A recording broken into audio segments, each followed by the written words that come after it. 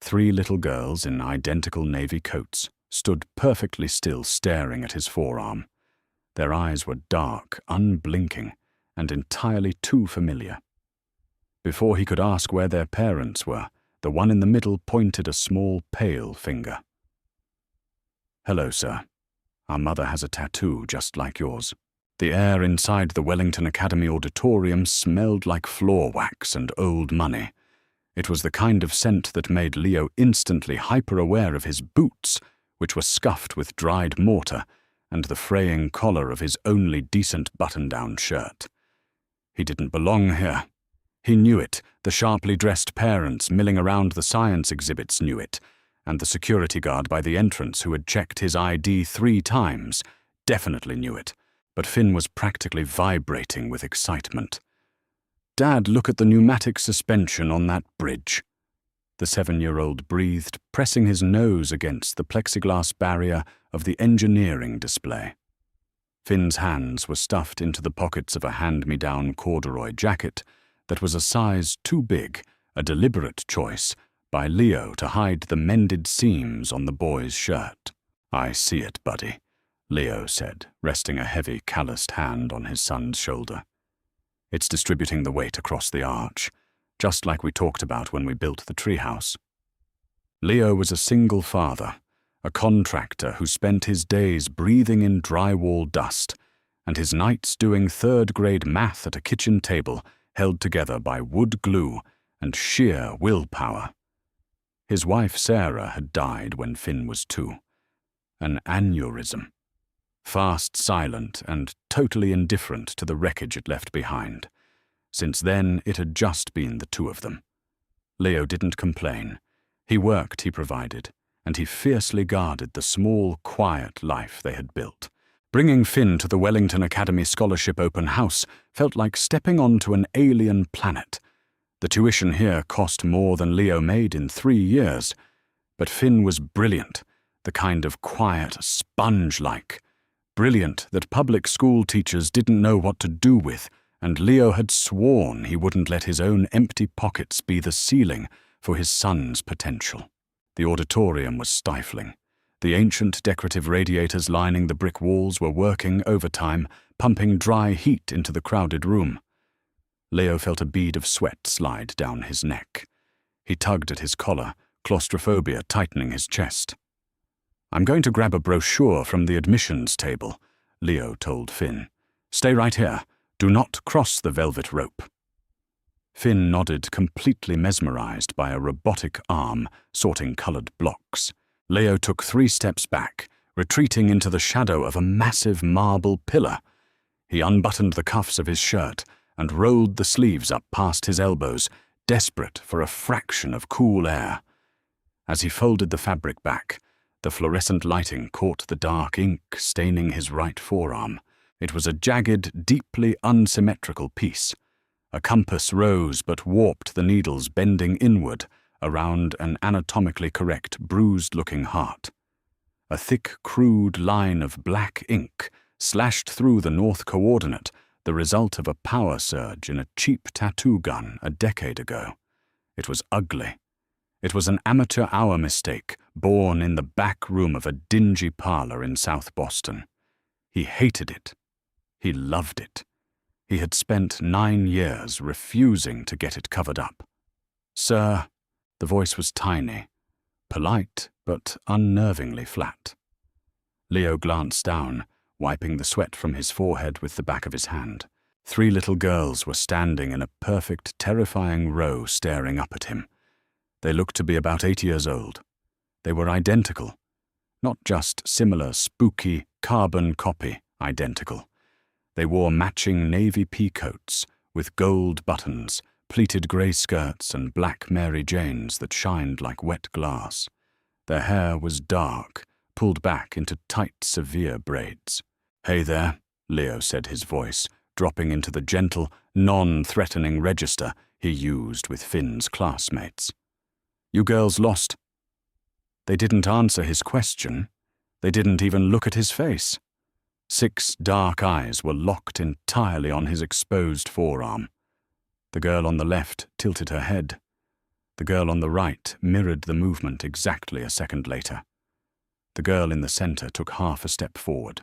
"That's the compass," the center girl said. Her voice didn't waver. It had the clipped, precise enunciation of a child who had been raised by nannies and elocution tutors. Leo frowned, glancing at his arm, then back to the girls. "Yeah, it's a compass. Do you kids know where your parents are? This place is crowded." The center girl raised her hand and pointed a pale, steady finger right at the jagged scar of ink bisecting the North Star. "Hello, sir," she said, her tone conversational, yet incredibly heavy. "Our mother has a tattoo just like yours." Leo froze. The blood in his veins seemed to stop moving. The ambient noise of the auditorium, the chatter of wealthy parents, the hum of the robotic arm, the squeak of rubber soles on hardwood dropped out, completely replaced by a high, thin ringing in his ears. "What did you say?" he asked. The gentleness was gone from his voice. It came out as a rasp. Our mother, the girl on the right, chimed in perfectly, in sync. "On her ribs. She never lets anyone see it. But we saw it.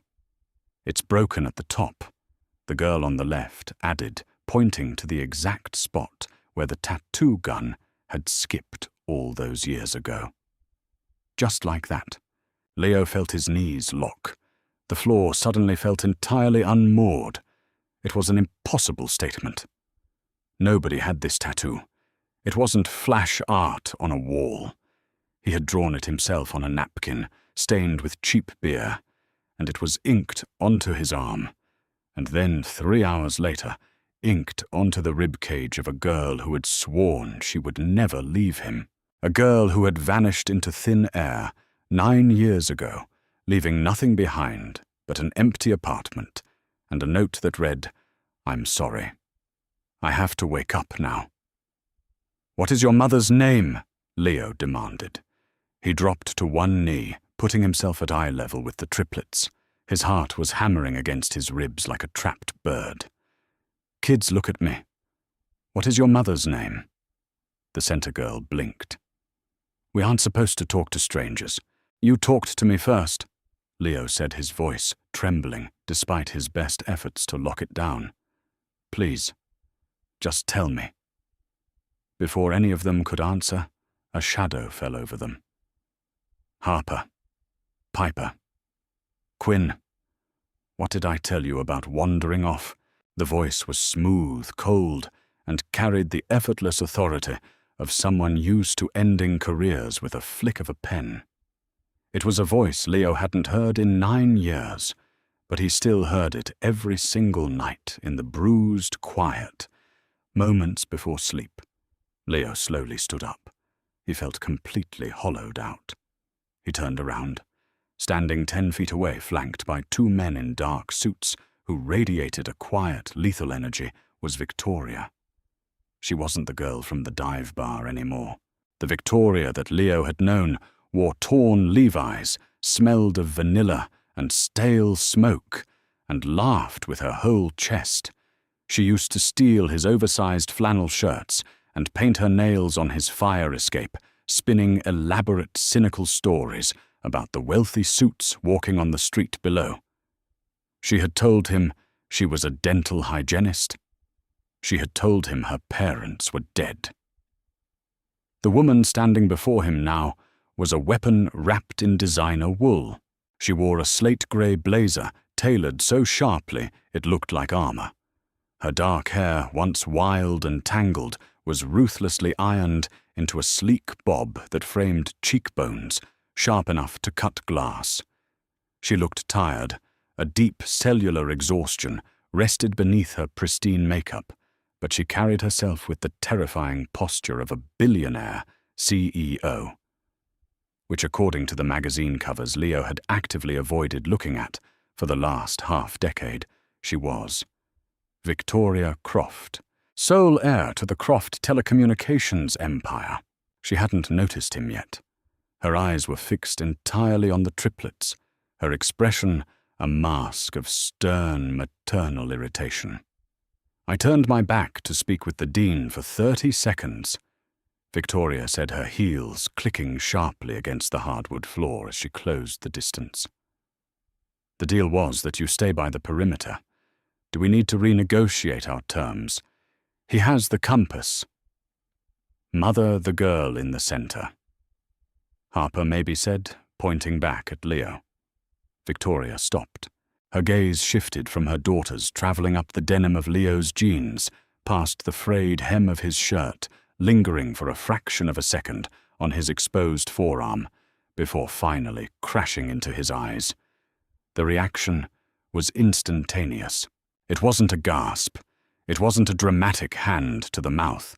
It was a total catastrophic systems failure. All the color drained from Victoria's face, leaving her looking like a wax statue. The severe, untouchable CEO mask shattered, revealing for a split second the terrified 22-year-old girl he had once loved with a violent, stupid kind of hope. Her lips parted. She didn't breathe. "Vic," Leo said. The nickname slipped out of him like a reflex.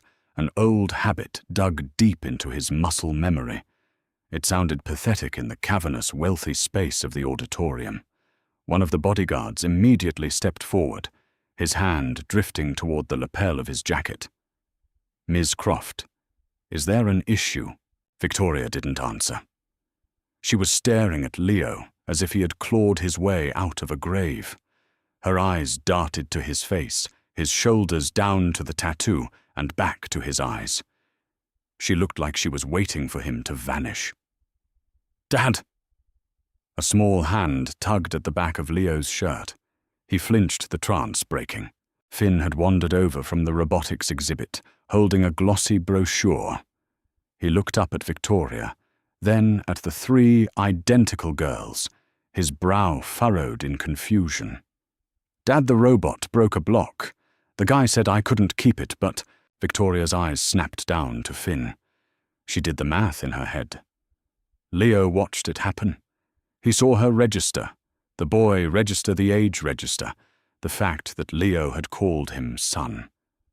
A strange, brittle emotion flashed across her face. Betrayal, relief.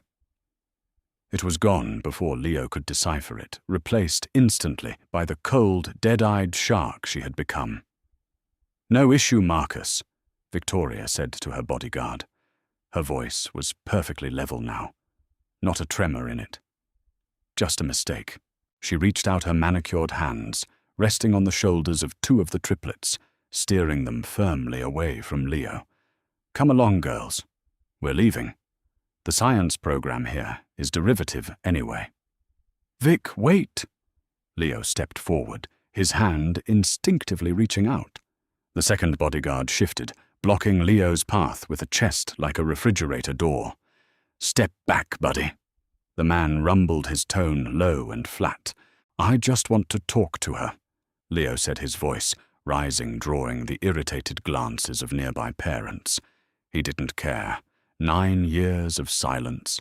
9 years of wondering if she was okay, if she ever thought about him, if the whole thing had just been a game to her. Victoria paused. She didn't turn around. She stood perfectly still, her back rigid beneath the expensive wool of her blazer. "There's nothing to talk about," she said to the wall. "Bullshit," Leo spat. He ignored the bodyguard pressing against his chest. 9 years, Victoria. You vanish into the night, you rewrite your whole identity. And now you're just going to walk out. She slowly turned her head, looking at him over her shoulder. The vulnerability from a moment ago was entirely gone. She looked at him with a detachment that chilled him to the bone. "I didn't rewrite my identity, Leo," she said softly. "I went back to it. You were the vacation." The words hit him like a physical blow to the stomach. He stepped back, the fight draining out of him, leaving behind a sick, heavy exhaustion. Victoria turned fully around her eyes, sweeping over his dusty boots, his cheap shirt, and finally landing on Finn, who was shrinking behind Leo's leg. It looks like you moved on quickly enough anyway. She noted her tone, laced with a subtle venomous edge. Cute kid. Leo put a protective hand on Finn's head. He's 7, Leo said defensively. He didn't know why he felt the need to explain himself to a woman who had abandoned him, but the implication in her voice grated on his nerves. My wife passed away. I'm raising him alone. Victoria's expression didn't soften, but her eyes flicked back to the triplets. Harper Piper and Quinn were watching the exchange with eerie, silent intensity. Leo followed her gaze. He looked at the girls. Really looked at them. They had Victoria's dark hair. They had Victoria's pale skin. But the shape of their eyes, the stubborn set of their jaws, the way the girl on the left shifted her weight onto her back heel when she was anxious and nervous tic Leo himself had possessed since he was a teenager. A cold dread began to pool in Leo's stomach. A mathematical equation forming in his mind, assembling itself with brutal, undeniable clarity. 9 years since she left. 9 months of gestation. Leaving 8 years. How old are they? Leo asked. His voice was a whisper. The auditorium around them seemed to stretch and warp. Victoria's jaw tightened. She gripped the shoulders of her daughter so hard her knuckles turned white. Marcus! Victoria snapped, panic finally bleeding into her perfect icy facade. Get the car, now! How old are they, Victoria? Leo asked, again, stepping around the bodyguard, his voice rising to a shout that echoed off the high vaulted ceilings. People were definitely staring now. Tell me. Victoria looked at him, her eyes wide, cornered and desperate. For a second, she looked exactly like the girl on his fire escape, terrified of the world below. They're 8, she whispered. She turned and practically dragged the girls toward the exit, the bodyguards closing ranks behind her, leaving Leo standing in the middle of the Wellington Academy auditorium, the floor completely dropping out from beneath his life. Drywall dust tasted like chalk and regret. Leo dragged a calloused thumb across his lower lip, staring blankly at the unfinished skeletal framing of a basement renovation.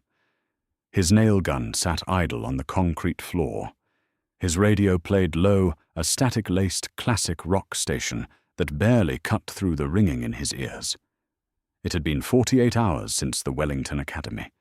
48 hours of not sleeping, of watching Finn do his homework with a sick, twisting knot in his stomach, of pacing the worn linoleum of his kitchen while the ghost of Victoria Croft haunted every shadow. Gravel crunched out in the driveway. Leo didn't look up immediately. He assumed it was the lumber delivery, but the rhythmic, heavy thud of an expensive car door shutting sent a prickle of warning down his spine. He stepped out of the basement, wiping his hands on a filthy rag. A matte black town car was idling by the curb, completely dwarfing his rusted pickup truck.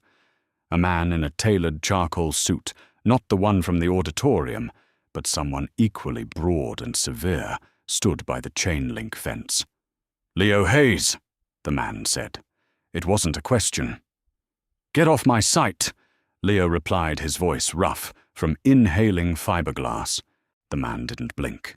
He reached into his jacket, pulled out a thick, cream-colored envelope, and held it through a gap in the fence. "Miss Croft is requesting your presence. Floor 82, tomorrow at noon." Leo stared at the envelope. He didn't take it. "Tell Miss Croft she knows where I live." "She does," the man agreed smoothly, dropping the envelope onto a stack of 2x4s. "She also knows about your mortgage arrears. She knows about the zoning violation on your current contract. She knows you are 3 weeks late on your son's after-school care tuition. Tomorrow. Noon." The man turned, climbed back into the town car, and glided away without a sound. Leo stood in the settling dust, his fists clenched so hard his knuckles ached. The sheer, terrifying reach of her power was suffocating. He picked up the envelope. It felt heavy, like a threat wrapped in expensive paper. The next day, Croft Tower felt less like an office building and more like a high-altitude fortress. The elevator shot upward so fast it made Leo's ears pop, depositing him into a reception area of brushed steel and frosted glass.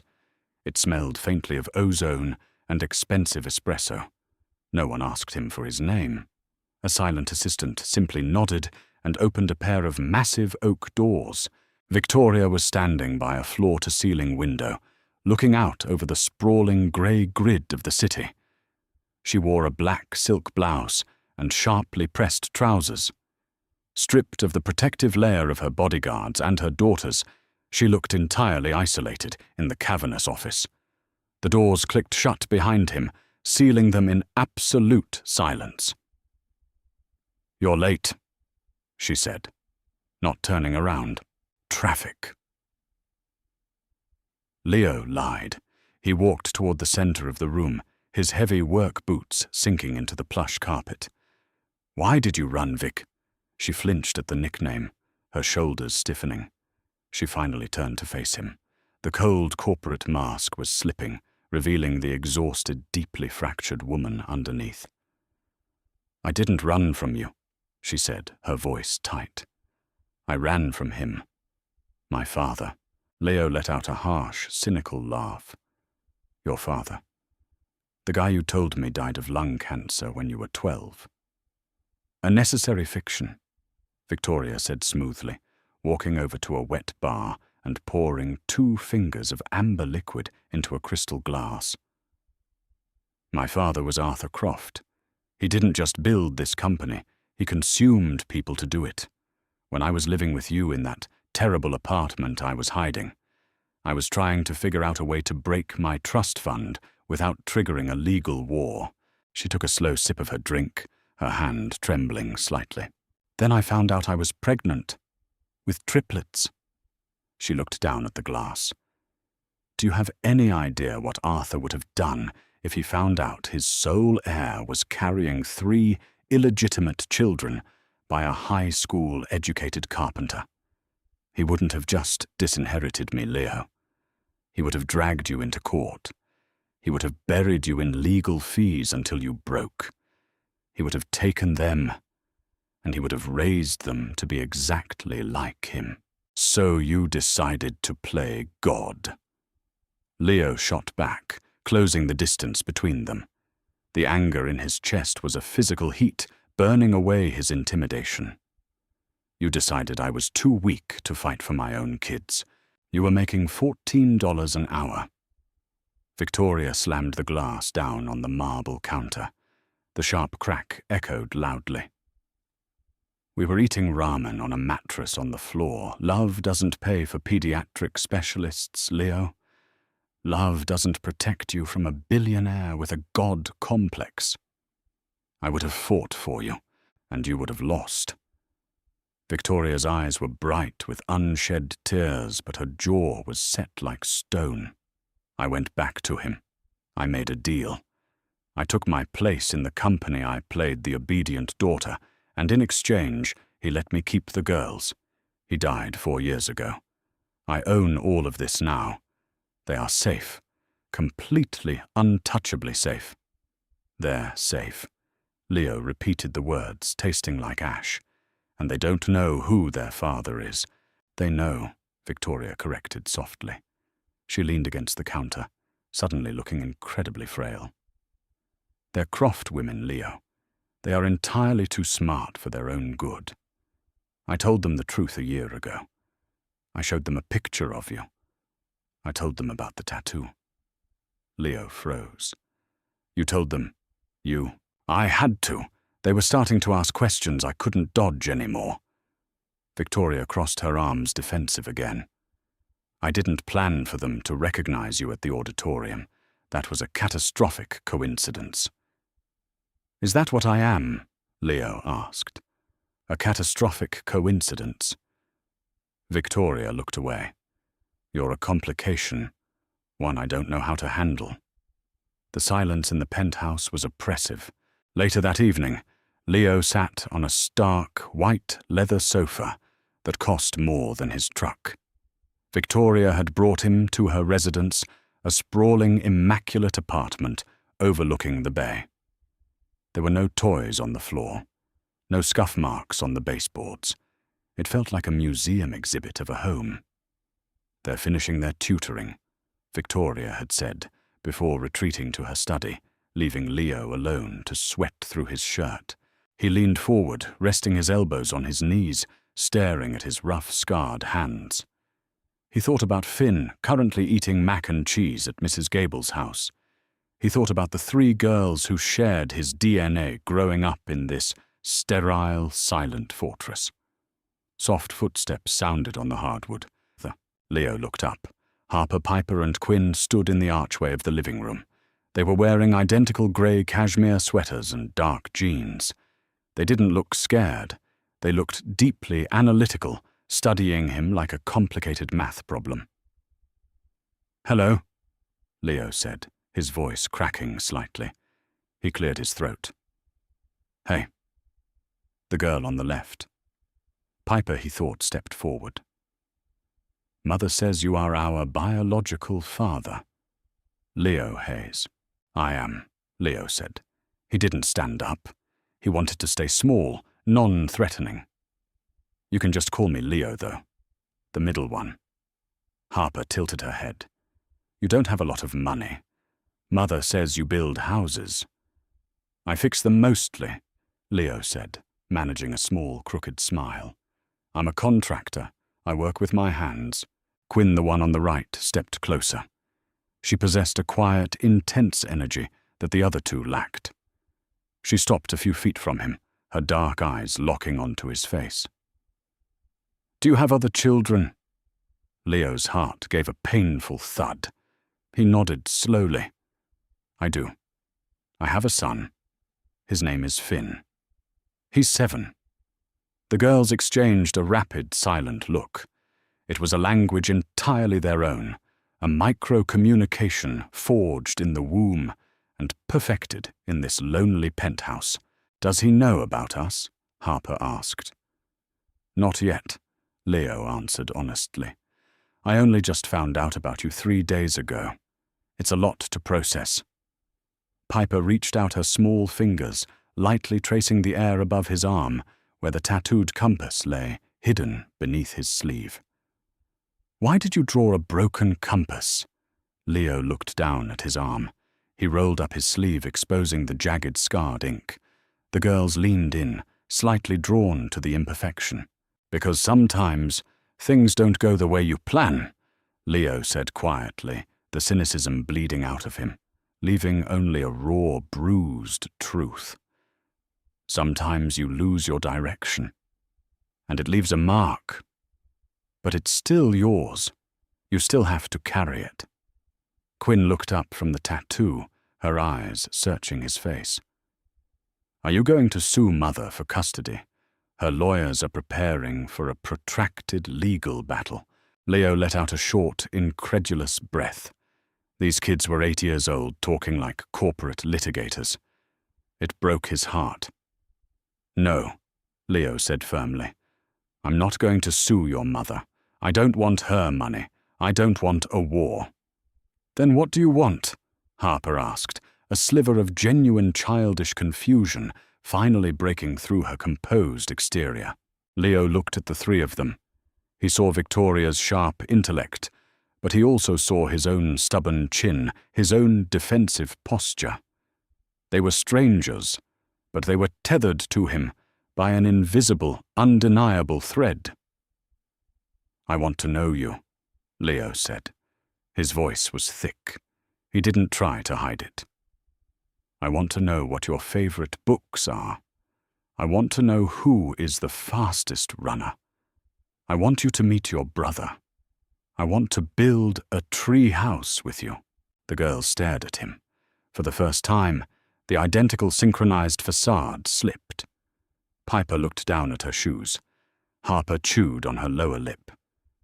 Quinn took a half step closer to the sofa. "We don't know how to build a tree house," Quinn whispered. The corporate vocabulary was gone. She just sounded like a little girl. Leo slowly extended a calloused, scarred hand. He didn't force it. He just offered it a bridge across a 9-year canyon of lies and silence. "That's okay," Leo said softly. "I can teach you." Quinn hesitated for a long, agonizing second. Then she reached out her small, pale fingers, wrapping tentatively around his thumb. It wasn't a fairy tale ending. It didn't fix the lost years, and it didn't erase the cold reality of Victoria's choices. The road ahead was going to be ugly, complicated, and legally exhausting. But as Harper and Piper slowly stepped forward to join their sister, Leo felt the broken needle of his compass finally point north.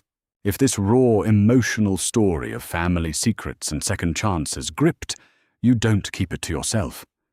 Navigating the messy reality of life and love is something we all relate to.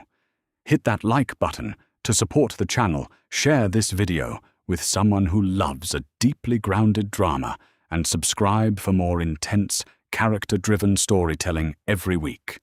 Your support helps bring these complex worlds to life. Drop a comment below. How would you have handled Victoria's secret?